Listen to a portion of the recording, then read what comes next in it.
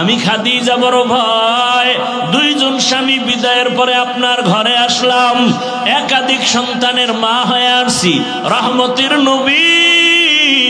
আমি যদি ঘুমায় যাই আর আপনি দরওয়াজায় এসে যদি কষ্ট পান, আমার খাদিজার জাহান্নাম ছাড়া কোনো পথ নাই। আমি নবী, আপনি যতক্ষণ আসেন না আমি দাঁড়া অপেক্ষা করি, 1 সেকেন্ডের জন্য আমি বিছানায় ঘুম যাই না। ও আয়েশা, এত কষ্টের জীবন, ওই খাদিজা আমার চতুর্মুখী সহযোগিতার জন্য দাঁড়ানো, আমার জীবনের সান্ত্বনার একমাত্র পাত্রী খাদিজা। যখন আমার হাতে কেউ কালেমা পড়ে না, ঈমান আনে না, আমার প্রথম ঈমানওয়ালা কালেমাওয়ালা, আমার হাতে প্রথম ব্যক্তি আমার খাদিজা। ওই তায়েফের জমিনে কালেমার দাওয়াত দিতে যখন গিয়েছি, ওই তায়েফের বেঈমানেরা বাচ্চাদের বলে দিল মক্কার পাগল আর সে, পাথর মেরে তাড়ায়া দাও। মক্কার পাগল বলে যখন আমাকে বাচ্চাগুলো পাথর মারে বৃষ্টির মতো। ও আয়েশা, জানো আমার শরীরে মশা পড়ে না হারাম, মাছি পড়ে না হারাম, কিন্তু তায়েফের জমিনে পাথরের আঘাত আমার শরীর থেকে রক্ত পড়ে পড়ে জুতা পর্যন্ত আটকাইয়া গেছে। আমি কান্না করি আর 1 কদম 2 কদম দিয়া মক্কার দিকে হাঁটি, আর ওই কাফের সন্তানগুলো আমার গায়ে পাথর মারে বৃষ্টির মতো। জিবরাইল আমিন এসে হাজির হয়ে গেল। আল্লাহ জানায় দিছে, আমার রসুলের কান্না আমি আল্লাহ বরদাস্ত করতে পারি না। নবীকে বলো এখন তায়েফের জমিন উল্টায় ধ্বংস করে দাও। কেমন মায়ার নবী! জিবরাইল বলা মাত্র বলে, না, ওদের মারিও না জিবরাইল, ওরা আমাকে চিনে না, যদি জানতো আমার গায়ে আঘাত করতো না। ওরা জানে না আমি কত বড় ইয়তীম, ওরা জানে না আমি কত বড় অসহায়। আমি মা হারাইলাম, বাপ হারাইলাম, আমার আপন আল্লাহ ছাড়া কেউ নাই। খাদিজা আমার হাজারো কষ্টের সান্ত্বনা দিত। ও আয়েশা, ওই খাদিজার কথা যখন মনে পড়ে আমি তখন চোখের পানি ধরে রাখতে পারি না। আম্মা জান বলেন আর একটা কারণে কাঁদেন, সেটা কি? রহমতের নবী বলেন, ও আয়েশা, হাসরের মাঠের কথা যখন আমার মনে উঠে আমি চোখের পানি ধরে রাখতে পারি না। আয়েশা বলেন, ইয়া রাসূলুল্লাহ, হাসরের ময়দান এমন ভয়ঙ্কর কি হবে যে আপনি এখনই কান্না করেন?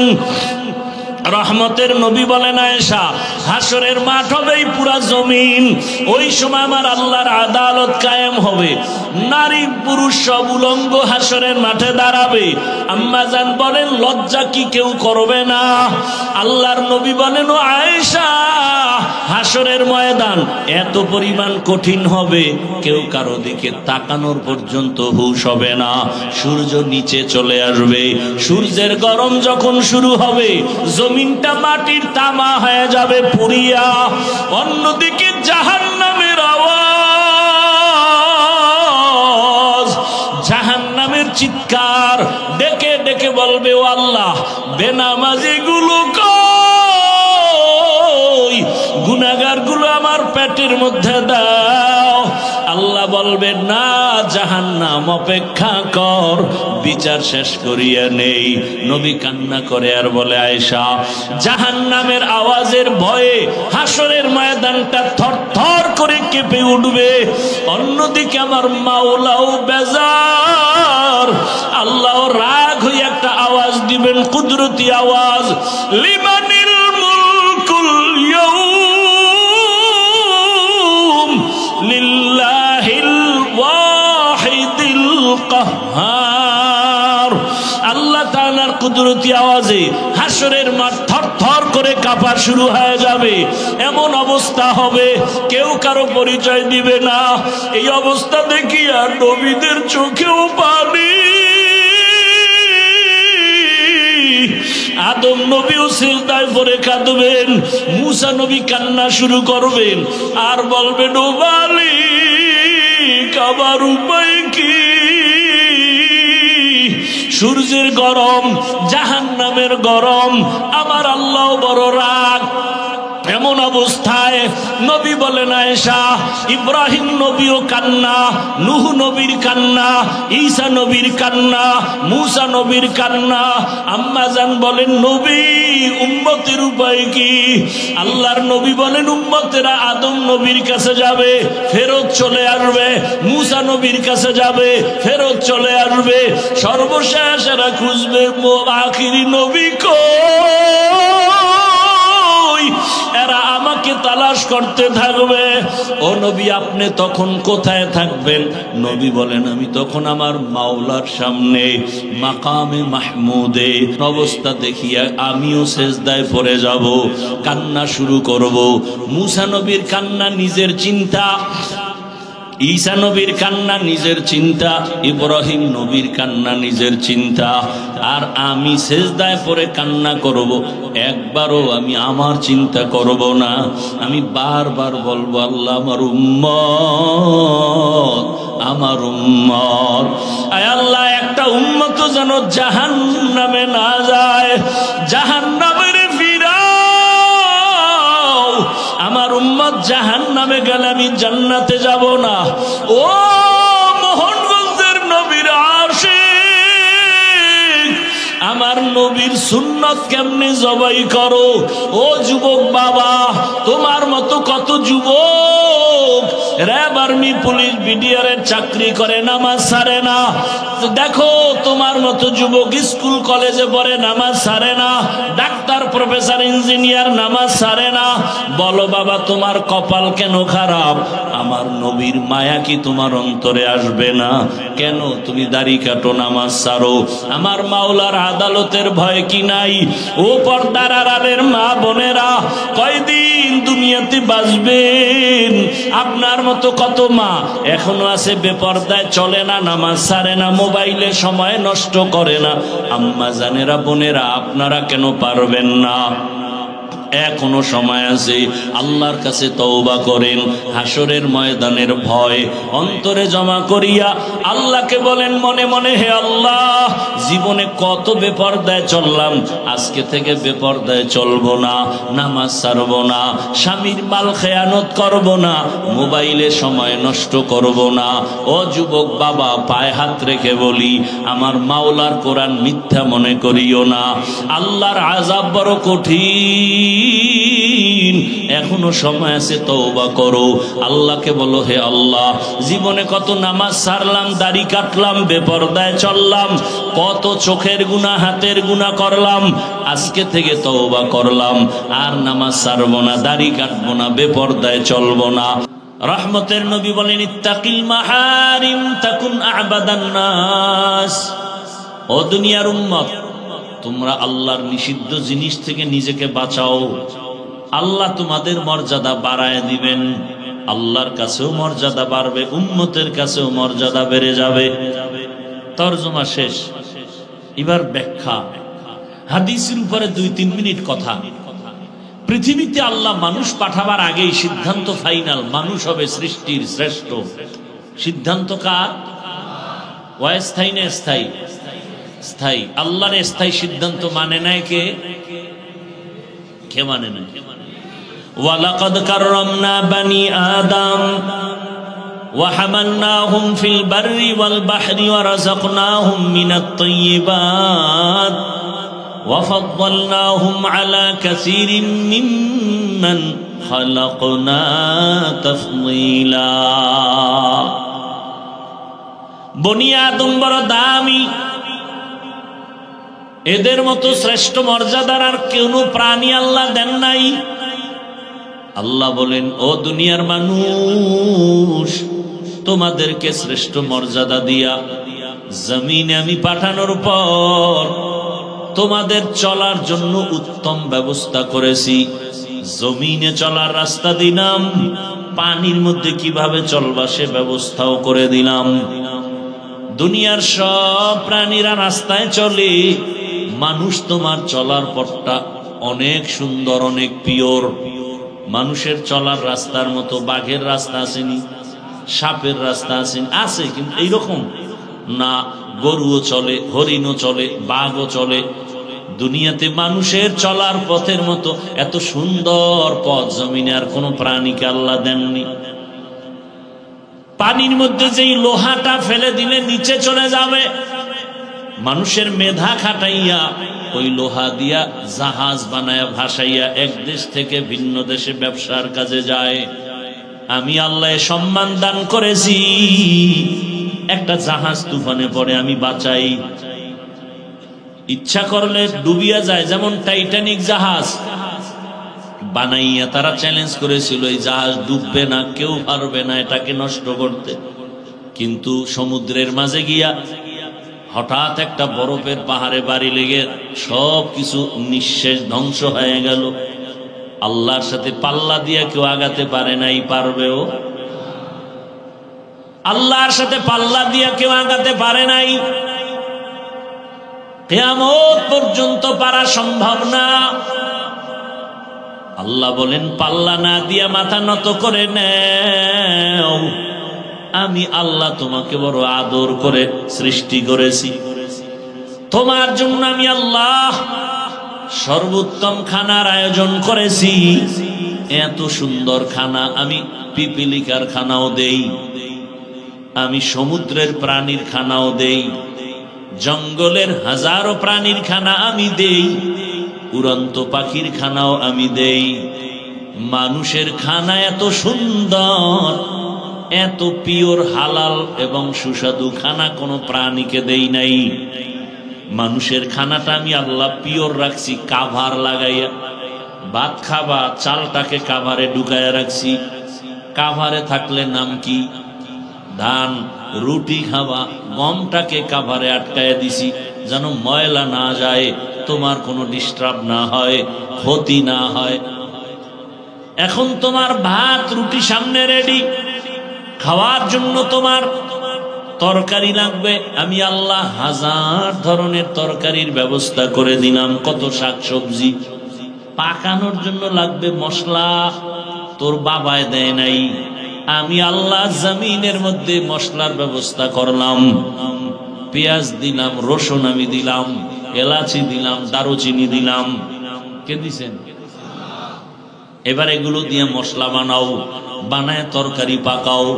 কত ধরনের শাকসবজি, এগুলো আবার কাভারে ঢুকানো, প্রত্যেকটার উপরে কাভার লাগানো আছে না নাই? কিছু কিছু সবজি আছে কাভার শুদ্ধা খাবি, তাই কাভারের শুদ্ধা যদি খাও, কাভারের উপরে ময়লা কি করবা? এক নাম্বার কথা, এগুলো এমন কাভার ময়লা বেশি আটকাইতে পারে না। নাম্বার দুই, এমন স্বচ্ছ পানি দিলাম ফ্রি, পানি দিয়ে ধুয়া পরিষ্কার করো। এরপরে বলে না তরকারি আর কত খাবো, মজা লাগে না? আমি আল্লাহ তোমার জন্য হাজারো ধরনের মাছ ব্যবস্থা করলাম, তাও আবার কাভারে আটকায় দিলাম। কাভার খুলিয়া তারপরে তুমি মাছ খাও। বলে এখন আর কত মাছ খাবো, ভালো লাগে না। এবার তোমার জন্য আমি হালাল ভাবে গোশত দিলাম, গরু খাও, দুম্বা, এরপরে বকরি, উট, হরিণ, কত কিছু আমি হালাল করে দিলাম। এবার খানার টেবিলে দস্তারখানে কয়েক ধরনের সবজি, কয়েক ধরনের মাছ, কত ধরনের গোশত রেডি।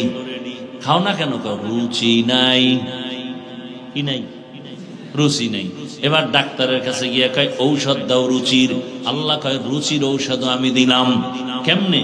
কয়েকটা টমাটো ল, দুইটা শশা কাট, এর সাথে 3টা কাঁচামরিচ মার, এটারে গোলায়া সরিষার তেল দিলাম আমি। এবার তুই সালাদ বানা, বানায় একটা টান মার, দেখবি তরকারি ছাড়া 3 প্লেট নাই। আরে বাঙালির সামনে বললুম হয়ে আসেনি। ডাক্তার কই মিষ্টি খাওয়া হারাম, সবে বরাতে গেছে মসজিদে জেলাপি খাই, যাইয়া হেন কিলাকিলি একদম। বিষয় কি? প্যাকেট একটা পাই আর একটার জন্য হাত বাড়াইছে। আছেন এরকম কিছু মানুষ? দ্বিতীয় প্যাকেটের জন্য যখন হাত বাড়াইছে, আর এক প্যাকেট বগলে চাপ দিয়ে রাখছে। আর একজন পিছনে দেখে যে আমি একটাই ভেঙে 2টা লো, টানে বগলেরটা টান মারছে। টান মারানো ওর সাথে লাগছে কিলাকিলি। 1 কিলাকিলি তুই জেলাপি পায়ের তলে হইরা নাই। দুইজনে ধাক্কা ধাক্কি করছে মোটামুটি 40 মিনিট। পরে দেখে মসজিদে কেউ নেই। এইবার মাথা গরম, জেলাপিও পাইলাম না, মাইর খাইলাম হুদা। মসজিদ থেকে বের হয় আর আল্লাহ এখানে আর আইনো না, জেলাভি পাইলাম না কেন? এই জন্য আমি মাঝে মাঝে বলি, মানুষের আল্লাহ নফস দিছেন তিনটা, নফসে মুতমাইন্না, নফসে আম্মারা, নফসে লাওয়ামা। আর বাঙালির আর একটা নফস আছে বেশি, এটার নাম খাওয়ামা। এটার অভ্যাস হলো খালি খাওন তালাশ করে, হালালও বাজে না হারামও বাজে না, পাইলেই খায় পাইলেই খায়, কুকুরের মতো গরুর মতো হাটে আর চাটে, হাটে আর চাটে, হাটে আর চাটে। আছে না নেই? আল্লাহ বলেন তোমার জন্য খানা দিলাম হালাল এবং পিওর। আমি আল্লাহ কেমন আদর করেছি, তোমার খানার অবশিষ্ট যেটা থাকে এটাকে বলে জুটা, আমি আল্লাহ সেটাও পাক করে রাখলাম। আমি বোতল থেকে একটু পানি নিলাম, বাকি অংশ না পাক না পাক, এটা জুটা হয়ে গেছে। আবার আমরা স্বাভাবিকভাবে যে খানা খাই, মাছের কাটা গোশতের হাড়, এটাও একটা জুটা, এটাও পাক। আল্লাহ কয় তোর এই জুটাটাও আমি অনর্থক ফালাই দিতে বলি নাই, এটা তুই এমন একটা ভালো জায়গায় রাখবি, এটা খাওয়ার জন্য আরো প্রাণীরা বসে থাকে, কুকুর খাবে, বিড়াল খাবে, সর্বশেষ জিনেরা খাবে। এই জন্য নবীর সুন্নত হলো জুটা কাটা পানির মধ্যে ফেলিও না, কারণ জিনে খাবে, কুকুর খাবে, বিড়াল খাবে, ওদের হক নষ্ট হয়ে যাবে, মজা পাবে না। বুঝেননি কিছু? আজকে এই সুন্নতটার আদা করে যান, পানির মধ্যে ফেলবেন না, জুটা কাটা পানির মধ্যে ফেলবেন না। বিড়ালের খানা এটা, কুকুরের খানা, ঘরের পিছনে কোথাও নিরাপদ জায়গায় রাখবেন, এটা জিনে খেয়ে ফেলবে। ওকে খাওয়ান দিবেন না, তামনে ধরবে না। জানালা দিয়ে ঢুকে কেউ বাতাস আইলো কেন, মাথা গরম, খাইতে ভরে গেছে, আর ধুম জল দইরা ফেলছে। আর এখন জিন খুব বেশি উৎপাত করে, মানুষের উপরে উপদ্রব বাড়ায় দিছে। কেন? ও থাকার ঘর বাড়ি জঙ্গল কাইটা বাঙালি সব সাফ করে, ওরা থাকবে কোন কথা? এটা মানুষের ঘরে ঢুকো। আর ওদের একটা ঘরের মধ্যে, প্রত্যেকের ঘরে একটা ওদের আড্ডাখানা আছে, বাথরুম। এরা বাথরুমে থাকে, এজন্য রসুল বলছেন খালি মাথায় খালি পায়ে বাথরুমে যায় না। আর আমরা বাথরুমের বানাইছি ওয়াশরুম। কি রুম? ওয়াশরুম। ওখানে ওযু করি, উচিত না? বাঁচাও কঠিন, চেষ্টা করা দরকার। ওযুখানা আলাদা করেন, ওয়াশরুম আলাদা করেন, বাথরুম আলাদা করেন। এবং বাথরুমে ঢুকার সুন্নত আছে না নাই? বাম পা দিয়া ঢুকবেন না কোন পা দিয়া? খালি মাথায় ঢুকা যাবে না, খালি পায়ে ঢুকা যাবে না। সুন্নত অনুযায়ী বাথরুমে ঢুকবেন। কোন বাথরুমে ঝামেলা আপনার হবে না, দুর্ঘটনা অনেকের হয় না, পড়ে গিয়ে মাথা শেষ, বুকে ব্যথা, দুর্ঘটনা হয়। জুতাও নাই, টুপিও নাই, একটা কাপড় দিয়ে যান, টুপি না একটা গামছা দিয়ে যান। বাথরুমে এভাবে যাবেন, রসুল তো সব শিখাই দিয়েছেন। বাথরুমে গিয়ে কিভাবে বসবেন নবী তাও শিখাই দিয়েছেন। মুশরিক বেঈমানেরা কয় তোমগো নবী কেমন নবী, কয় কেন? কয় বাথরুমের নিয়ম শিখায়। সাহাবায়ে কেরাম কামগো শুধু নিয়ম শিখায় না, বাথরুমে গিয়ে কেমনে বসবো নবী তাও শিখায়। নবী বলেন বাম পায়ের উপরে ভর করে বাথরুমে বসবা, সুন্নত। হাঁটুর উপরে কাপড় উঠাবা না, সুন্নত। আর কাপড় যদি ঘরের ভিতরে থুইয়া দৌড় দেয়, এটা উঠাবার টাইম নেই, কাইতে হয়ে যাবে বাথরুম। আর যেই খাওন খায় বাঙাল, বাথরুমের দরজা খোলার টাইম পায় না, এমার্জেন্সি নিম্ন চাপ শুরু হয়ে যায়। আল্লাহ হেদায়াত দান করে। আর বিসমিল্লাহ তো নাই, ডান হাতে বাম হাতে হোমানে খায়। জিগাইলে আমগো আটকানোর জন্য বুদ্ধি লয়ে বয়ারিস, কাহুজুর এত ফতুয়া দেন কেন? ডান হাতও আল্লাহর, বাম হাতও আল্লাহ। কিছু ভদ্রলোকের আবার দেখি এরা ডান হাতে ভাত খায় ঠিক, বাম হাত দিয়ে আবার লবণ নেয়নি। বিষয় কি? বলে বাম হাত তো বাথরুমে ব্যবহার হয়, ওখানের একটা ফ্লেভার আলাদা আছে, যেন লবণের সাথে একটু মিক্স করা হয়। আর কেমনে লজ্জা দিলে জাতি সোজা হবে আমার জানা নেই। আল্লাহ হেদায়াত দান করে। হায় হায়, কষ্ট হইতেছে আপনাদের। তো আল্লাহ মর্যাদা বাড়াইয়া তারপরে মানুষ বানাইলেন। কিন্তু এখানে হাদিস, যদি তুমি হারাম থেকে বাঁচো মর্যাদা বেড়ে যাবে। অন্য হাদিসে নবী বলেন, মান তাওয়াযা লিল্লাহ রাফাআহুল্লাহ, যদি বিনয়ী হয়ে চলো আল্লাহ তোমার মর্যাদা বাড়াবেন। আরে মানুষের মর্যাদা তো সৃষ্টির আগের থেকেই, আবার বাড়াবেন তার ব্যাখ্যা কি? বলে ব্যাখ্যা হলো, শুনো, তুমি যে মানুষের মধ্যে তোমার একদিকে মর্যাদা আলাদা কেন? তোমার ঈমান আছে, বেঈমানের সামনে তোমার মর্যাদা বেশি। ঈমান আছে ঠিক, কিন্তু মর্যাদা বাড়বে কেন? কয়েকবার তুমি আমল করো, যাদের আমল নাই তাদের সামনে তোমার মর্যাদা বেড়ে যাবে। আবার একদল ঈমান আছে, আমল আছে, তুমি ইখলাস নাই, ইখলাস নিয়ে চলো, তোমার মর্যাদা তাদের উপরে বেড়ে যাবে। ইখলাস আছে, তাকওয়া আছে, ঈমান আমল সব আছে, এবার মর্যাদা কিভাবে বাড়বে? বলে এখন তোমারে ভালোবাসে কয়জন মানুষ? ফেসবুকের ফলোয়ার দেখ, 500 ফলোয়ার, এটি আমার সব একুরেট বন্ধু। একজনে বলছে, না, কে তোর বন্ধু জানুনি? তুমি যাকে ভালোবাসো সে তোমার বন্ধু না, তোমাকে যে ভালোবাসে সে তোমার বন্ধু। তোমাকে যে ভালোবাসে সে তোমার আসল বন্ধু, তুমি যাকে ভালোবাসো সে তোমার আসল না, বরং সে তোমার দুশ্মন। স্বার্থে আঘাত লাগলেই ছুরি রেডি। এখন বাংলাদেশের নোংরামি কেমন? মানুষ মারার জন্য দুশ্মন লাগে না, নিজের আপন বন্ধুই রেডি। আল্লাহ হেদায়েত দান করুন। ভাইরা আমার,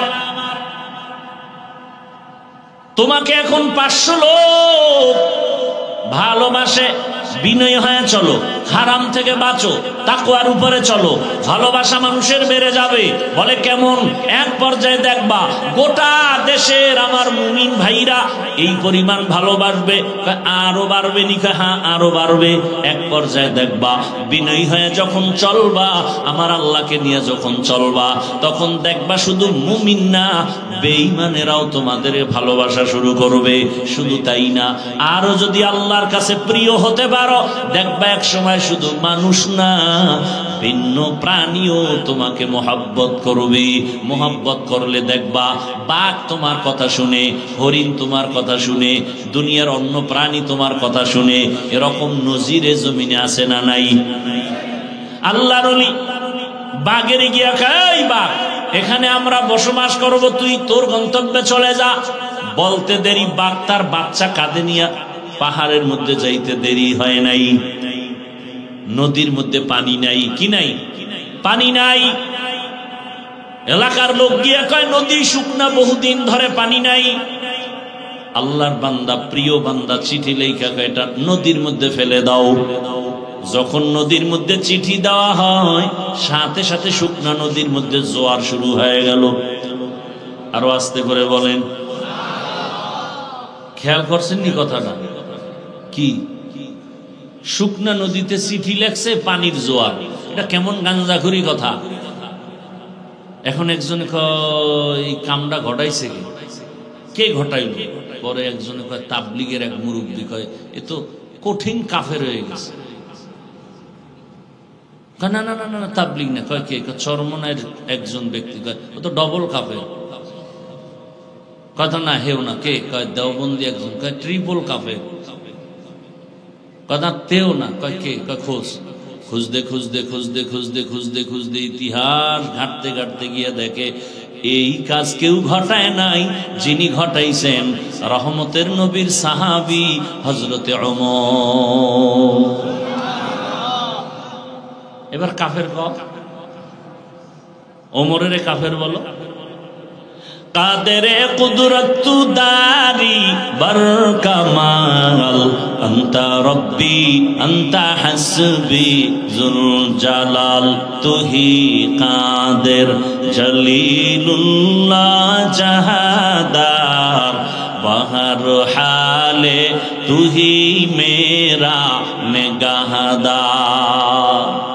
আর একটু সামনে আগাবো না? কষ্ট হবে আপনাদের? হাদিসের উপরে কিছু কথা বললাম, চলেন আয়াত। ওয়া আম্মা মান খাফা মাকামা রাব্বিহি ওয়া নাহান নাফসা আনিল হাওয়া ফাইন্নাল জান্নাতা হিয়াল মাওয়া। আল্লাহ বলেন, আমার আদালতে দাঁড়াইয়া হিসাব দেওয়ার ভয়, যারা দুনিয়াতে নিজেকে গুনাহ থেকে বাঁচাবে, আমি আল্লাহ ওয়াদা করলাম তাকে বিনা হিসাবে জান্নাত দিব। আল্লাহর আদালতে দাঁড়াইয়া হিসাব দেওয়ার ভয় কেন? এবার বুঝার দরকার আল্লাহর আদালত বলতে কি এবং সেটা কেমন, কিভাবে হবে, আল্লাহর আদালতটা কেন হবে। বলে ওই আদালতের নাম কিয়ামতের আদালত। কেন হবে ওই আদালত? একমাত্র ইনসাফের বিচারের জন্য হবে। বলে দুনিয়ার আদালত কি পারবে না? না, ইসলামী আদালত যদি দুনিয়ায় কায়েম হয়ে যায়, এরপরও ইনসাফের আদালত পরিপূর্ণভাবে হবে না। বলার সময় আমার হাতে কম। আল্লাহ তাআলা এমন এক আদালত তৈরি করবেন যে আদালতের মধ্যে পশুকেও ইনসাফের বিচার হবে। ওদের জান্নাত নাই। আল্লাহ গরু উঠাবেন, কুকুর উঠাবেন, উঠাইয়া আল্লাহ বলবেন, দুর্বল গরু, তোরে সবল গরুতে হুদা আঘাত করেছে, আজকে তোর শক্তি বাড়ায় দিলাম, তুই সবল গরুটারে তোর প্রতিশোধ নিয়ে আনে। কুকুর দুর্বল, শক্তিশালী কুকুর এসে হামলা করে দুর্বলের উপরে, এমনি গায়ের জোরে হামলা করার নাম সন্ত্রাস। দুর্বলের উপরে গায়ের জোরে সবলদের হামলার নাম সন্ত্রাস। যারা করে তারা সন্ত্রাসী। আল্লাহর কসম, দুনিয়ার সব সন্ত্রাসীদের সন্ত্রাসের কর্মকাণ্ড বন্ধ করার জন্য একটাই মাত্র মেডিসিন, আল্লাহর দেওয়া ইসলামের বর্ণিত কোরআনের আইনের জিহাদ। জিহাদের মেডিসিন ছাড়া সন্ত্রাসীদের সন্ত্রাসের কর্মকাণ্ড বন্ধ হবে না। এ কারণে চলতেছে, স্বাধীন করছে দেশ, স্বাধীন না, বারবার স্বাধীনের আওয়াজ, জুলাইয়ের আন্দোলনের স্বাধীন। স্বাধীন হলে তাহলে কেন এখনো আমার দেশে আন্দোলন চলে? কি স্বাধীন করলা, এখনো কেন আমার বোন ধর্ষিতা হয়? স্বাধীন যদি হয়ে থাকে বলো, আমার মা কেন ধর্ষিতা হয়? এখনো বাবার সামনে মেয়ে ধর্ষণ করা হয়, স্বামীর সামনে স্ত্রীকে ধর্ষণ করা হয়। বুঝা গেছে এই স্বাধীন আমরা চাই নাই, আমাদের নতুন করে আর একটা স্বাধীন করতে হবে। রেডি হয়ে থাকো, ওই স্বাধীন না হওয়া পর্যন্ত আমাদের ভাগ্যের পরিবর্তন হবে না, জমিনে শান্তি আসবে না। ওই স্বাধীন হবে ইসলামের স্বাধীন। আল্লাহর কসম, ইসলাম ছাড়া কোনোদিন শান্তি জমিনে আসবে? কোনোদিনও আসবে না। শুধু আওয়াজ হবে, চাপাবাজি হবে, শান্তি জমিনে আসবে না। ইসলাম ছাড়া শান্তি কেউ চাইলেও দিতে পারবে না। সব স্বার্থপর, সব নাপাক, দেমাগ নাপাক। ইসলাম হলো একমাত্র পাক। ভাইরা আমার, আমরা যে ইসলামটা মানি এটা দুর্বল না? কি আমাকে ইসলাম দুর্বল বলেন না কেন? আমাদের কোরআন দুর্বল। তাহলে বলেন কেন কোরআনে এইটা আছে সেটা আছে, কিন্তু রাষ্ট্রের ব্যাপারে কোরআনে কিছু নেই? বলেন। আপনারা এই ভাষায় বলেন না, আপনারা অন্য ভাষায় বলেন। কি ইসলাম ধর্ম আর রাজনীতি এক করবেন না হজরতেরা, বলে না? বলে না। রাজনীতির সাথে ধর্মকে টানবেন না। আলাদা ছিল কবে? বরং আমাদের ইসলাম তো এমন, নাই বলতে কিছু নাই।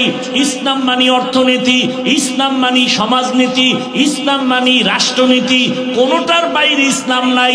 সব আল্লাহ দিয়েছেন, আমরা বুঝি না, আলোচনা করি না, বরং চ্যালেঞ্জ করে বলি তুমি আলাদা করলা কেন? বরং ইসলাম আর রাজনীতি এমন, সূর্যের সাথে আলো যেমন লাগানো, ফুলের সাথে ঘেরান যেমন লাগানো, ফুল থেকে ঘেরান আলাদা হলে যেমন ফুলের কোনো মূল্য নাই, রাজনীতির থেকে আমার আল্লাহর দ্বীন ইসলাম আলাদা করলে ও রাজনীতি রাজনীতি থাকে না, দুর্নীতি হয়, পেটনীতি হয়। ভাইরা আমার, আমি ইসলামটারে ছোট করেন কেন? আপনি রাজনীতি করেন না সেটা ভালো, এখানে বহু আল্লাহর বান্দা আছে নামাজ পড়ে না, তার সাথে কোনো দ্বন্দ্ব নাই, কিন্তু নামাজের বিরোধিতা করলে ছাড় নাই। কি আপনি দাড়ি রাখেন না, ঝগড়া নাই, সালাম দিব, বুঝাবো, কিন্তু দাড়ির বিরোধিতা করলে কোনো ছাড় দেয়া হবে না। পর্দা না করা, পর্দার বিরোধিতা করা, দুইটা কি এক না? আপনি পর্দা করেন না, কোনো তর্ক নাই, ঝগড়া নাই, কিন্তু পর্দার বিধানের বিরুদ্ধে বললে কোনো ছাড় দেয়া হবে না। ভাইরা আমার, তো আল্লাহ পাক রব্বুল আলামিনের আদালত, ইনসাফের আদালত, আল্লাহ তাআলা ইনসাফের বিচার করবেন, যেখানে বিন্দু থেকে বিন্দু কোনো বেইনসাফি হবে না। তবে সে আদালত হবে বড় ভয়ঙ্কর আদালত। যে আদালতের কথা স্মরণ করে আবু বকর কান্না করেন, ওমর কান্না করেন, রহমতের নবী পর্যন্ত কান্না করেন। আল্লাহর আযাবের ভয়, আল্লাহর আদালতে দাঁড়ানোর ভয় বড় কঠিন। এমন ভয়ঙ্কর আদালত হবে হাসরের ময়দানে, ইনসাফের বিচারের জন্য নবীও কান্না করেন। আল্লাহর আদালতে আমার উম্মতের উপায় কি হবে? আবু বকর নামাজে দাঁড়ায় কান্না করেন, হাসরের ময়দানে আল্লাহর আদালতে কেমন করে দাঁড়াবো, এই ভয়। বাদশাহ হারুন রশিদের নাম শুনছেন না? বলেন তো তার স্ত্রীর নাম কি? মাশাআল্লাহ, জুবায়দা খাতুন। একজন রাষ্ট্র পরিচালক, অন্যদিকে সে কিন্তু মসজিদের ইমাম। বাদশাহ হারুন রশিদ শুধু দুনিয়ার বাদশাহ না, আখিরাতের লাইনও আগানো। প্রমাণ তার স্ত্রী কত বড় দিনদার। পর্দার আড়ালের আম্মা জানেরা, বোনেরা, ভালো করে শুনেন। ওই বাদশাহ হারুন রশিদের স্ত্রী জুবায়দা খাতুন, তিনি ছিলেন কোরআনের হাফেজা। তার কাজের লোক ছিল 100 নারী, সমস্ত কাজের নারীরাও কোরআনের হাফেজা। আরো আস্তে করে বলেন, কাজের নারীরা। সুবহানাল্লাহ। জুবায়দা চিন্তা করলেন, আল্লাহ আমাকে নিয়ামত দিছেন, আরে এত বড় বাদশাহ হারুন রশিদ, তার ঘরের স্ত্রী জুবায়দার পাওয়ার কত। এরপর আল্লাহর কি ভয়। হরকে দারত খৌফে হকদার দিল মদম, জন্নতুল মাওয়া দেহত ও রামকাম। রামগো দেশে কমিশনার হইলে আরে পাওয়া পুরো উল্টায় ফেলায় জমিনদার, ঠিক নি? আপনাকে উত্তরবঙ্গে মাঝে মাঝে দেখি ওয়াজের স্টেজে বক্তব্য, মহিলা কি কমিশনার না মেম্বার কোরআনের প্যান্ডেলে বক্তব্য দেয় জাতির সামনে। এটা কি রাজনীতির প্যান্ডেল? বলেন, সহজ কথা বলেন, আমাদের ওয়াজের প্যান্ডেল গুলো কি রাজনীতির স্টেজ? তো রাজনীতির বক্তাদের নাম কেন আর বক্তব্য কেন? ওয়াজের প্যান্ডেলে যদি রাজনীতির নেতা বক্তব্য দিয়ে ভোট চায়, তাহলে আলেম ওলামা কোরআন হাতে নিয়ে রাজনীতির ওয়াজ করবে কঠিন ভাবে।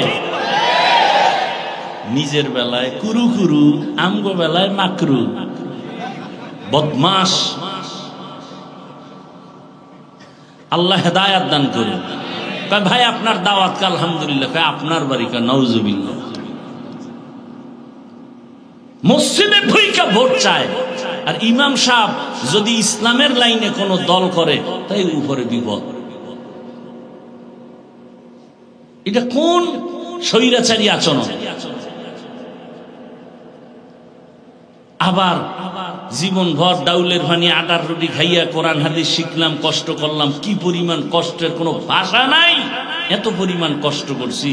কোরআন হাদিসের কি আছে, কয়টা আয়াত, কয়টা অক্ষর, কয়টা নক্তা, কয়টা জের, কয়টা জবর, কোরআনের বিধান কিরকম, কি কি আল্লাহ পাক এই মাসআলা বয়ান করছেন, বিধান কিভাবে দিয়েছেন, কোন বিধান কিভাবে অবতীর্ণ হয়েছে, এর মেয়াদ কি, কোন আয়াতের হুকুম এখনো জারি আছে, কোন আয়াতের হুকুম জারি নাই, আল্লাহ পাক রব্বুল আলামিন পরিবারের কি কি আয়াত দিয়েছেন, সংসারের আয়াতগুলো কি কি, যাকাতের উপরে, অর্থনীতির উপরে আয়াতগুলো কি কি, সবগুলো ঘেটে ঘেটে তাফসীরের লাইনে, ফিকহের লাইনে, মাসআলাগত গ্রামারের লাইনে পড়তে পড়তে পড়তে পড়তে ওলামায়ে কেরাম জীবন শেষ।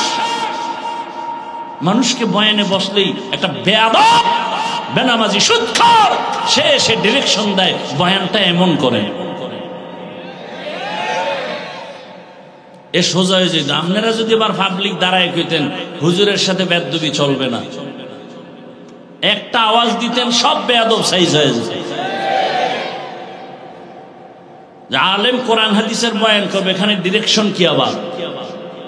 আর কি সুন্দর বক্তব্য, হুজুর গো আজ শুনলে হবে না, আমল করতে হবে। কি সুন্দর বক্তব্য দেয়। আপনারা তখন দাঁড়ায় যদি কন আপনার দাড়ি নেই কেন? আল্লাহ হেদায়াত দান করে। আসলে লোভে ধ্বংস। রাসূল বলেছেন হুব্বুদ দুনিয়া রাসু কুল্লি খাতিয়া, দুনিয়া সব ধ্বংসের কারণ দুনিয়ার লোভ। যৌবনের লোভ, ক্ষমতার চেয়ারের লোভ, টাকার লোভ আর সম্পদের লোভ, এই তিন লোভে পইরা মানুষ শেষ। এই কমিটিও লোভে পড়ছে, নাহলে মহিলা মেম্বারের অতিথি বানাইয়া স্টেজ আনবে কেন? হয়তো 10,000 টাকা দেবে, 20,000 টাকা দেবে, এই তো কথা বলেন না কেন? এই সংস্কৃতি থেকে বাঁচতে হবে। স্বাধীন হওয়ার পরেও শুনি এখনো নাকি ওয়াজে বাধা হয়।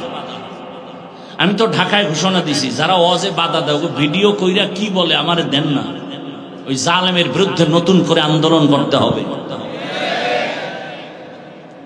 এজন্য বলছি ইসলামের স্বাধীন হওয়া ছাড়া এ জমিনে শান্তি আসবে না। আল্লাহ হেদায়াত দান করেন। وَأَمَّا مَنْ خَافَ مَقَامَ رَبِّهِ وَنَهَى النَّفْسَ عَنِ الْهَوَى فَإِنَّ الْجَنَّةَ هِيَ الْمَأْوَى। জুবায়দা সিদ্ধান্ত নিয়েছেন আমার বাড়ির থেকে 24টা ঘন্টাই কোরআনের আওয়াজ শুরু হবে, চালু হবে। 1 সেকেন্ড যেন জুবায়দার রাজপ্রাসাদের মধ্য থেকে, বাড়ি থেকে কোরআনের আওয়াজের বন্ধ না হয়। জুবায়দা সিদ্ধান্ত নিয়া পরামর্শ করে ফাইনাল করে ফেললেন। কাজের নারীদের বলে তুমি একটু তেলাওয়াত করবা, তারপরে কাজে যাও, এরপরে আরেকজন তেলাওয়াতে বসো, সে কাজে যাও, আরেকজন বসবে, আরেকজন, এভাবে সিরিয়ালে তেলাওয়াত চলতে থাকবে। জুবায়দার বাড়িতে 24টা ঘন্টা আল্লাহর কোরআনের তেলাওয়াত চলে। যেই ঘরে আল্লাহর কোরআনের তেলাওয়াত, ওই বাড়ির মধ্যে কখনো বিপদ আসতে পারে না। মুসলমানের ঘরে কোরআন নাই, একজন না হুজুর এখন কি সাইড জিল কোরআন শরীফ আমার ঘরে, কিন্তু 20 বছর হয়ে গেল একবারও খুইলা দেখে না ভেতরে কি লেখা। কেমন সুন্দর আমার মাওলার কালাম, যেই কালাম দেখলেই কলিজা ঠান্ডা হয়ে যায়। কেমন যেন আমার আল্লাহ চুম্বুক লাগায় দিছে। এই কোরআনের আওয়াজটা শুনলে কেমন যেন চোখের পানি বের হয়ে যায়। কথা ঠিক নেই? ও আমার যুবক বাবারা, খালি গান শুনছো? আল্লাহর কসম, মোবাইলটা যেহেতু চালাবি, জিব্রাইল মানা করলেও ফিরবি না। তবে আমার দাবি হলো তোর আকাম টাকাম যখন শেষ হবে, তখন তুই 4-5 মিনিটের জন্য মক্কা মদিনার তেলাওয়াত চালু কর। মক্কা মদিনার তেলাওয়াত চালু কইরা মোবাইলটা পাশে রাইখা চুপ করে শুয়া থাক, ঘুমায় যা শুনতে শুনতে। এক সময় তোর অন্তর এমন হবে, চোখ দিয়া পানি বের হয়ে যাবে, তুই নিজেই বলবি আল্লাহর কোরআনের তেলাওয়াতের মতো মজার আওয়াজ নাই, আর কখনো গানের আওয়াজ কানে দিব না। আল্লাহর কোরআন তো এমন এক মজার তেলাওয়াতের কিতাব। ও পর্দার আড়ালের আম্মা জানেরা, পুরা কোরআন পড়তে পারেন না, অন্তত 5 ওয়াক্ত নামাজের পরে 5টা সূরার আমল করেন। ফজরের নামাজের পরে ইয়াসিনের আমল করেন। জোহরের নামাজের পরে সূরা ফাতাহ অথবা সূরা আর রহমানের তেলাওয়াত, আসরের নামাজের পরে সূরা নাবা, মাগরিবের পরে সূরা ওয়াকিআ, এশার পরে সূরাতুল মুলক তেলাওয়াত করেন, দেখবেন বরকত শুরু হয়ে যাবে, ঘরের মধ্যে শান্তি চলে আসবে। সারা দিন রাত খালি মোবাইলের গান, টেলিভিশনের গান, আর ঘরে আইলি ঝগড়া, স্বামী আর স্ত্রী, সন্তান এগুলো শিখতেছে। এই সন্তান ভালো হবে কিভাবে? এজন্য আল্লাহর কোরআনের তেলাওয়াত এত বড় ক্ষমতাওয়ালা বাদশা হারুন রশিদ, তার স্ত্রীর আমল কত সুন্দর, নীতি কত সুন্দর, আদর্শ কত সুন্দর। আল্লাহ আমাদের সবাইকে কোরআন তেলাওয়াত করার তৌফিক দান করেন। বেশি বেশি কোরআন তেলাওয়াত, বুকে লাগান, আঙ্গুল টানেন, আল্লাহর কোরআন দেখেন, হাযা কালামু রাব্বি, দিলটা শান্ত হয়ে যায়। পৃথিবীতে আল্লাহর কোরআনের আওয়াজের মতো আর সুন্দর আওয়াজ নাই। এই জুবায়দা একদিন স্বপ্ন দেখতেছে বাইতুল্লাহর সামনে সে দাঁড়ানো। কোথায় দাঁড়ানো? বাইতুল্লাহর সামনে দাঁড়ানো বড় কঠিন, কিন্তু স্বপ্ন দেখতেছে জুবায়দা বাইতুল্লাহর সামনে দাঁড়ানো, আর সারা দেশের মানুষ এসে এসে জুবায়দার সাথে জিনা করে। কোথায় বৈশা? আর কোথায়? বাইতুল্লাহ কত দামি একটা ঘর। ইন্না আউয়ালা বাইতিন উযিআ লিন-নাস লাল্লাযী বিবাক্কাতা মুবারাকাও ওয়া হুদা মুবারাকাও ওয়া হুদাল লিল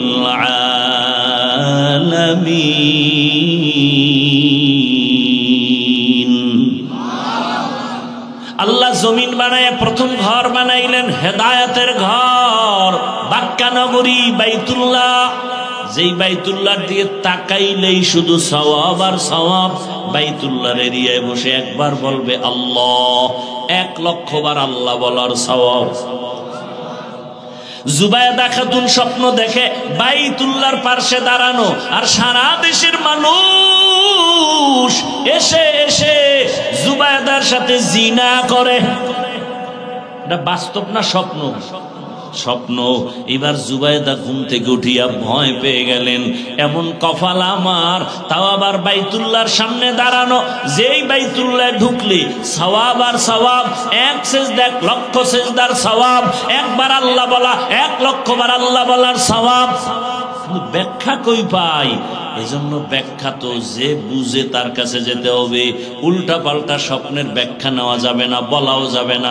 ওই জামানার স্বপ্নের ব্যাখ্যাকারী আল্লামা ইবনে সিরিন রহমাতুল্লাহ আলাইহি লোক পাঠায় দিল, যাও তার থেকে ব্যাখ্যা নাও, তবে আমি জুবায়দার নাম বলবা না, বলবা কোন এক নারী এই স্বপ্ন দেখছে। যাও গিয়া স্বপ্নের ব্যাখ্যাকারী আল্লামা ইবনে সিরিনের কাছে যখন বলছে, এবার কয় এত স্বপ্ন কে দেখছে, নাম কও।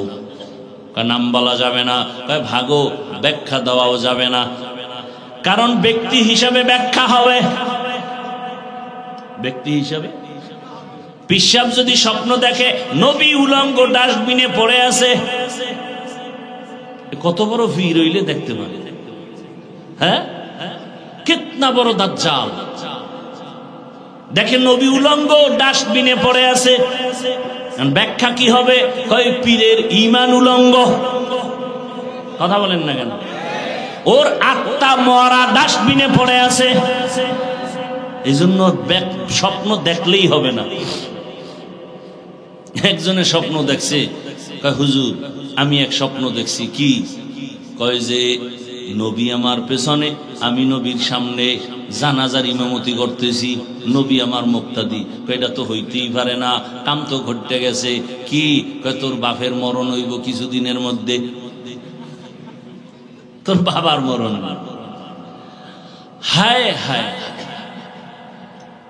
নবী পেছনে থাকবে, ইমামতি করবা, হতে পারে না। ভাইরা আমার, এবার আবার দৌড়ে আসলো জুবায়দা খাতুন। নাম না বললে ব্যাখ্যা দেওয়া হবে না। আবার তোরা এক যা কি করার নামটাও বলে দে। এবার ইবনে সিরিনের কাছে যখন নাম বলছে, বাদশাহ হারুন রশিদের স্ত্রী জুবায়দা স্বপ্ন দেখছে বাইতুল্লাহর সামনে দাঁড়ানো আর সারা দেশের মানুষ জিনা করে। এইবার ইবনে সিরিন কয়, কফালওয়ালা জুবায়দা, সান কফালওয়ালা জুবায়দা, ভাগ্যবতী জুবায়দা, এর মতো কপালওয়ালার কে হবে? শুনো, জুবায়দারে গিয়া সালাম দিও আর ব্যাখ্যা শুনাইও। আমার আল্লাহ জুবায়দারে দিয়া এমন কাজ নিবেন মক্কার জমিনে, সারা দুনিয়ার মানুষ জুবায়দার সেই কাজের থেকে অংশ নেওয়া শুরু করবে, ফায়দা নিবে। শুরু হয়ে গেছে স্বপ্নের ব্যাখ্যা। জুবায়দা গেল মক্কায়, মক্কায় যেয়ে দেখে মানুষ পানির হাহাকারে আছে, কোথায় পাবে পানি? জুবায়দা সরকারের টাকা না, নিজের টাকা দিয়া নহর বানাইলো, ড্রেন কাটলো পুরা মক্কায়, ইডার পানির লাইন করলো, লাইন কইরা কইরা পানি দিল, জায়গায় জায়গায় পানি পৌঁছায় দিল।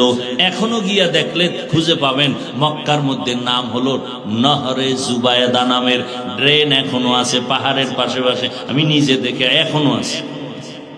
সারা দুনিয়ার মানুষ আসছে আর জুবায়দারে খেদমতের অংশ নিছে, নেয় নাই? স্বপ্ন কি, ব্যাখ্যা কি, চিন্তা করতে পারেন? বড় কঠিন হালাত না। আপনি গাঞ্জাখোর যদি দেখেন তাহলে কপাল খারাপ। ভাইরা আমার, সেই স্ত্রী জুবায়দা, তার স্বামী বাদশাহ হারুন রশিদ কত বড় আল্লাহর ওলি। আমি আমার আয়াতের উপরে ঘটনাটা টানতেছি, আর একটু সামনে আগাবো। বাদশাহ হারুন রশিদ সে আবার বড় আল্লাহওয়ালা। একদিন ওজির আজম নিয়ে রাস্তা দিয়া যায়, দুপুর বেলা দেখে রাস্তার পাশে এক বুড়া ফলের গাছ লাগাইতেছে। জি, এই বাদশাহ হারুন রশিদ, এই বুড়া তোমার বয়স কত? কয় মরণের কাছাকাছি। তুমি কষ্ট করে কি করো? কয় ফলের গাছ লাগাই। ফল হবে কবে? কয় জানে কে? তো কষ্ট করো কেন? কয় বাদশাহ, আমগো বাপ দাদায় গাছ রোপণ করেছে, ফল হয়েছে, আমরা খেয়েছি, এটাই তো নিয়ম। আমরা আবার গাছ লাগায় যাবো, আমগো প্রজন্ম যারা ওরা গাছের ফল নিবে। বাদশাহ এত সুন্দর একটা জবাব দিছে, 1000 দিনার তারে পুরস্কার দিছে। বুড়াও সেই বুড়া, এমন বুড়া হয়, কয় মানুষে গাছ লাগায় ফল পায় 1 বছর পর, আর আমি লাগাইতে না লাগাইতে নগদ ফল পেয়ে গেলাম। জাগাত নগদ ফল পাইছি 1000। বাদশাহ খুশি হয়ে কয় নিয়ে আরো 1000 দিনার। বুড়া খুশি লাভ দিয়া কয়, মানুষ গাছ লাগায় বছরে ফল পায় 1 বার, আমি নগদ পাইছি 2 বার। উজিরে কয় হেনার থা যাবে, এই বুড়া আপনার ফকির বানাইব, তাড়াতাড়ি ভাগেন। বুড়া বড় বুদ্ধিমান, যোগ্যতার বড় দাম নাই, অভিজ্ঞতার বড় দাম। কত সন্তান যোগ্যতার লেখাপড়া নিয়ে মূর্খ বাবারে পছন্দ করে না, তাই বুড়া টুরার কোনো কাম নাই।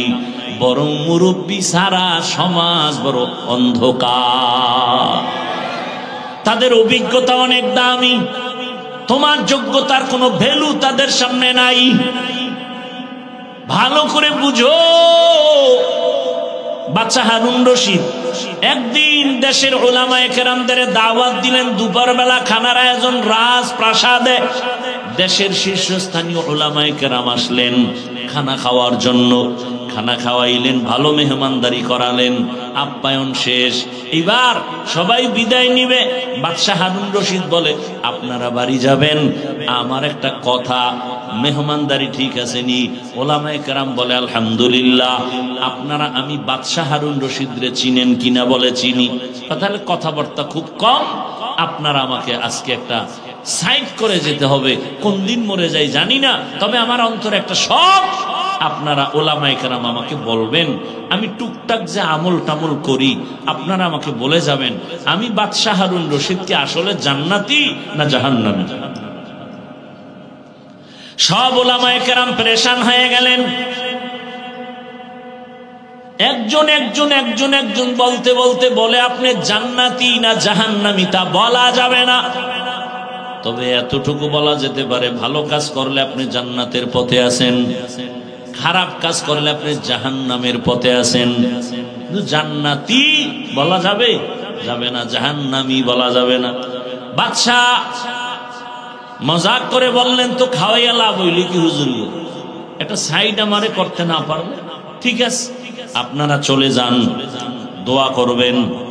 ওলামায়ে কেরাম বিদায় নিবেন। এই সময় মজলিসের পেছনে একটা বালক দাঁড়ায় গেল, অল্প বয়সের 9 বছরের বালক দাঁড়ায় গেল। দাঁড়ায় বলে, বাদশা জাহাপনা, আপনি যদি অনুমতি দেন জবাবটা আমি দিতে পারবো। আলেমদের মাথা গরম, আরে আমরা পারি না, আর এই অল্প বয়সের বাচ্চা কেমনে জবাব দিবে?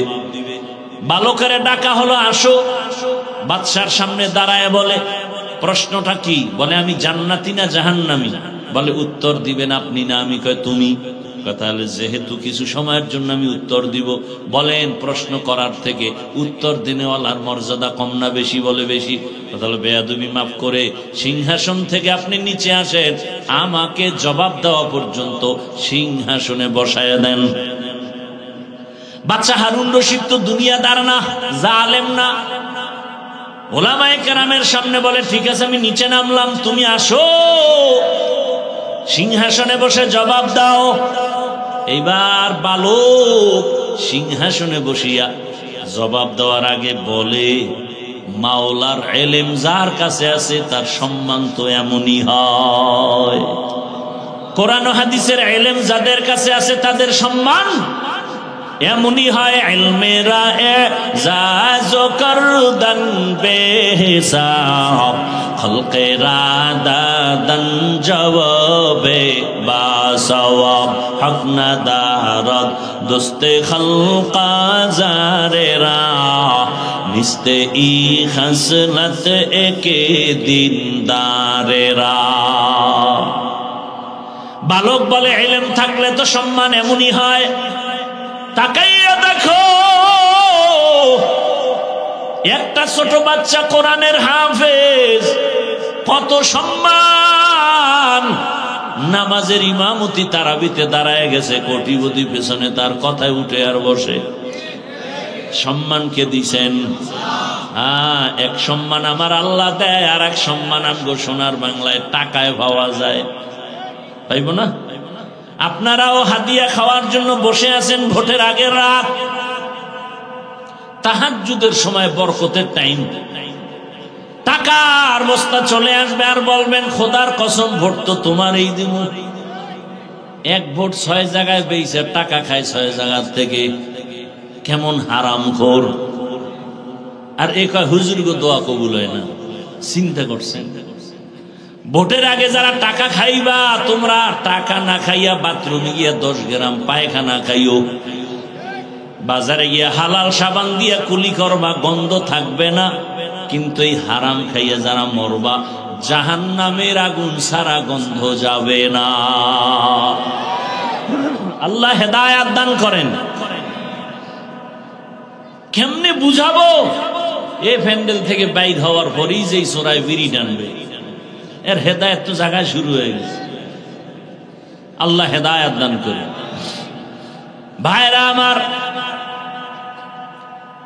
আল্লাহ তাআলা সম্মান যেটা দেয় এটা স্থায়ী। মানুষ যারা টাকা দিয়া কিনে, ওই সম্মান প্রথমে পায় ফুলের মালা, ফাইনালে জুতার মালা। জিন্দেগি মে বন্দগি তু করনা হে, जिंदगी में बंदगी तू करना है, जिंदगी बे बंदगी शर्मिंदा है, जिंदगी बे बंदगी शर्मिंदा है। दुनिया में हो दुनिया का तलबगार न हो,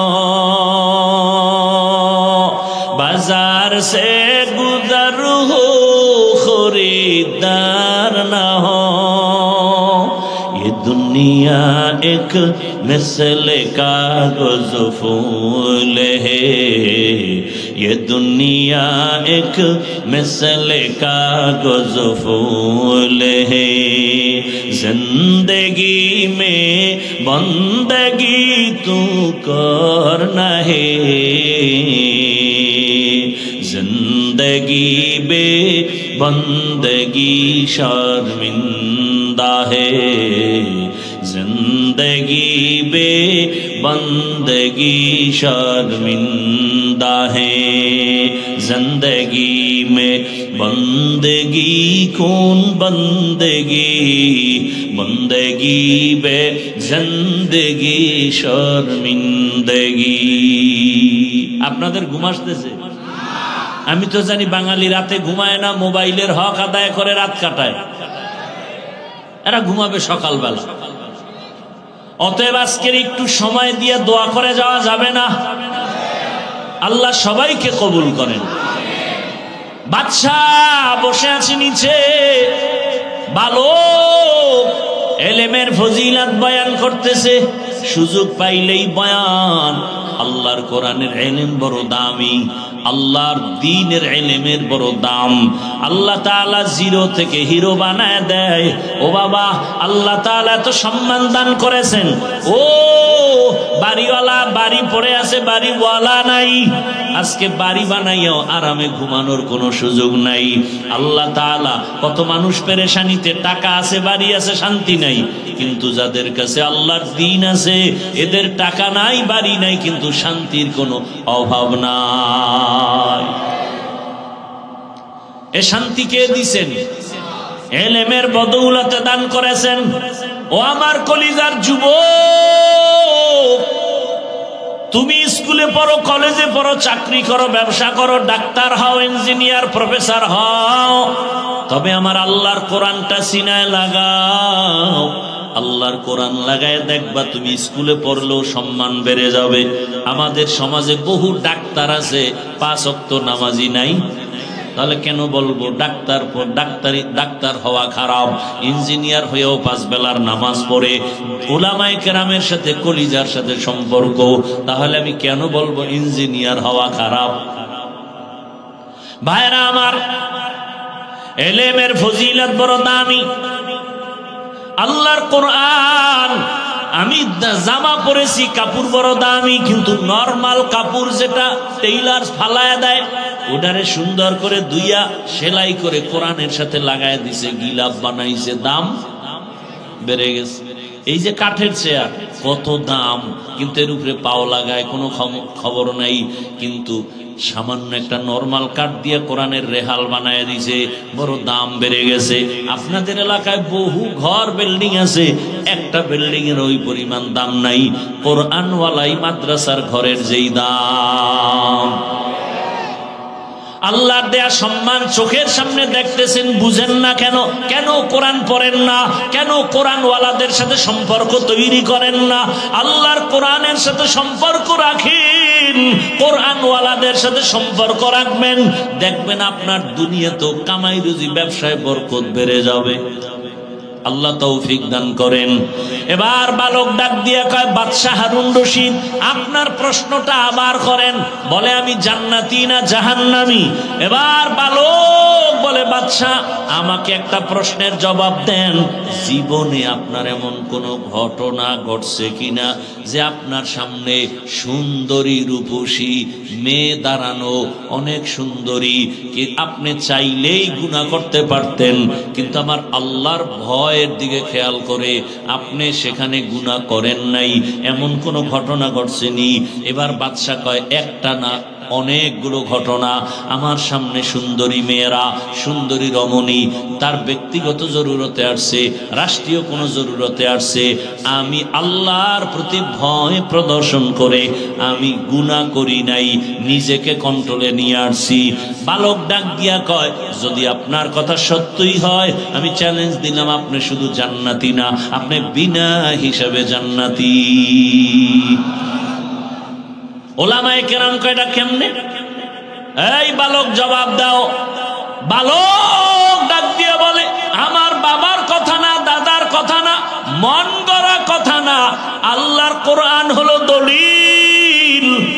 বলে আল্লাহর কোরআন দলিল মানে দাও। এবার বাচ্চা বালক আল্লাহর কোরআন থেকে দলিল দিয়া বলে আল্লাহর ওয়াদা তুমি শুনো নাই, ওয়া আম্মা মান খাফা মাকাম রাব্বিহি ওয়া নাহান নাফসা আনিল হাওয়া ফাইন্নাল জান্নাতা হিয়াল মাওয়া।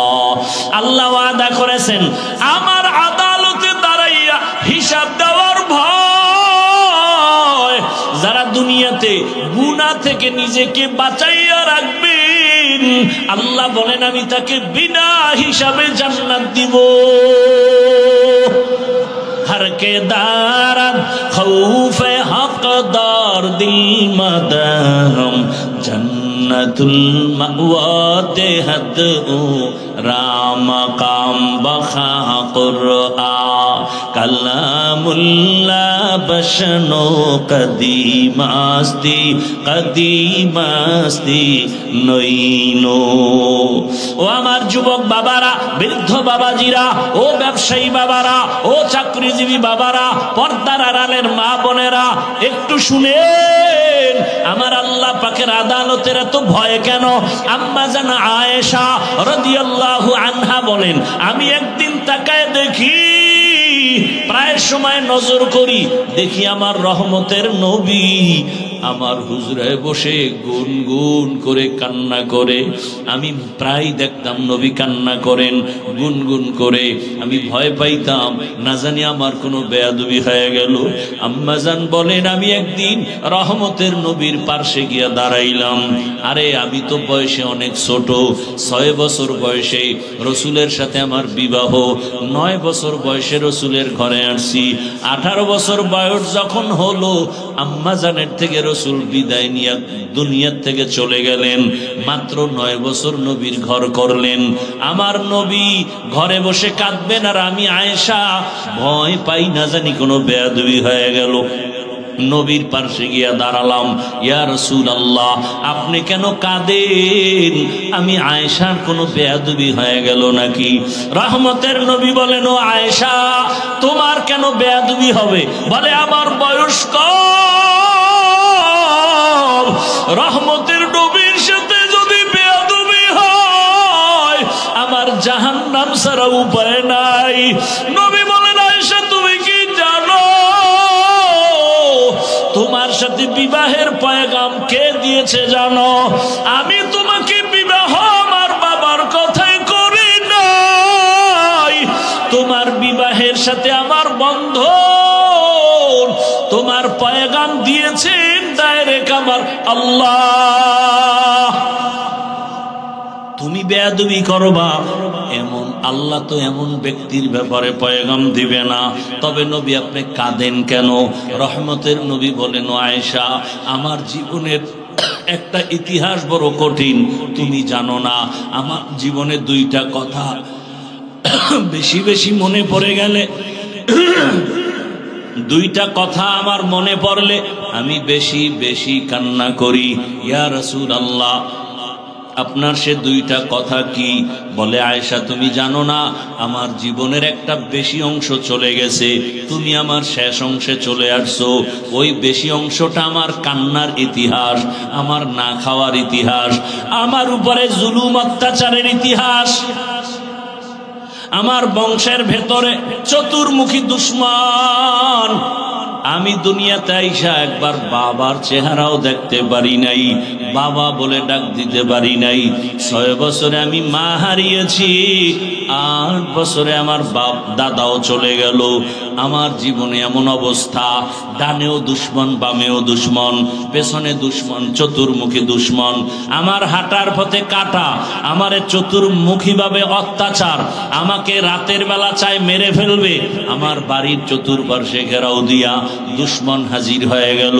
ও আয়েশা ওই সময় আমার টাকা নাই, আমি অত বড় অসহায়, এমন এক হালাত ওই সময় আমার একমাত্র দুনিয়া দারুল আসবাব হিসাবে আল্লাহ আমাকে দুইটা ছায়ার ব্যবস্থা করলেন। আমার জীবনের এক বড় ছায়া আমার চাচা আবু তালিব, আর একটা ছায়া আমার সহধর্মিনী খাদিজা রাদিয়াল্লাহু আনহা। ছিল সে আরবের বড় ধনী নারী। ও পর্দার আড়ালের আম্মা জানেরা, আপনারাও তো খাদিজা রাদিয়াল্লাহু আনহার মতোই তো দেখতে নারী। আপনারা যদিও খাদিজা না, আল্লাহ তাআলা আপনাদের এত মর্যাদা দান করলেন। নবীজি যেই সময় দুনিয়াতে আসছেন, নারী ছিল সমাজের বড় অবহেলিত, নারী পছন্দ করে না। বাবা তার কন্যাকে গলা টিপে মেরে ফেলে, কন্যা পছন্দ করে না। নবী বলেন, ও আয়েশা, আমার ওই কঠিন সময়, আমার অসহায়ত্বের অবস্থার ভিতরে খাদিজা আরবের বড় ধনী সম্পদওয়ালা আমার ঘরে যখন আসছে, দুই স্বামী বিদায়ের পরে আমি একাধিক সন্তানের মা হওয়ার পরে খাদিজা আমার ঘরে আসছে। আমার অবস্থা দেখিয়া খাদিজা তার সব সম্পদ আমি রহমতের নবীরে হাদিয়া দিয়ে দিছে, আমি এগুলো দান করে দিলাম। এমন অবস্থা আমি না খায়া কষ্ট করি। আরে আমাকে ওই আমার বংশের দুশ্মনেরা একটানা 3টা বছর শিয়াবে আবু তালিবের মধ্যে গৃহবন্দী করে রাখলো। পাহাড়ের পাদদেশে পানি দেয় না, খানা দেয় না, এমন এক হালাত আমার জীবনের। আমি গাছের পাতা ছিঁড়ে ছিঁড়ে চাবায়া চাবায়া খাই, পেটের ক্ষুধা নিবারণ করি। আমার কষ্ট শেয়ার করতে গিয়া আমার বিবি খাদিজা আমার কাছে আইসা সেও পাতা চাবায় খায়। তার টাকা পয়সা থাকার পরেও আমার মুহাব্বতে ঘরে যায় না, এত কষ্টের জীবন কাটাইলো। আমি হেরা গুহার ভেতরে সপ্তাহ ধ্যানে কাটাইতাম, মাঝে মাঝে নাস্তা নিয়ে যাইতাম, মাঝে মাঝে নাস্তা শেষ আমি ঘরে আসি না, আমি আমার মাওলার মুহাব্বতের বন্ধনে সাধনা করি। আমার বিবি খাদিজা মহিলা হইয়া ওই পাহাড় বেয়ে উপরে উঠিয়া আমার হেরা গুহার মধ্যে নাস্তা নিয়ে যাইতো। আমি কালেমার দাওয়াত দিতে যাই, আমি রাতের যত গভীর হোক ঘরের কিনারায় আইসা সালাম দিতাম, আসসালামু আলাইকুম ইয়া আহলাল বাইত। সাথে সাথে ঘরের ভেতর থেকে আওয়াজ, লাব্বাইক ওয়া সাদাইকা ইয়া রাসূলুল্লাহ। আমি আশ্চর্য হয়ে যাইতাম, ও খাদিজা আপনি কি ঘুমান না? খাদিজা বলেন, ইয়া রাসূলুল্লাহ, আমি জানি আপনার মা নাই, বাবাও নাই, আপনার চতুর্মুখী দুশ্মন। আজকে যদি আপনার মা থাকতেন, আপনাকে বাহিরে রেখে মা ঘুমাইতে পারতেন না।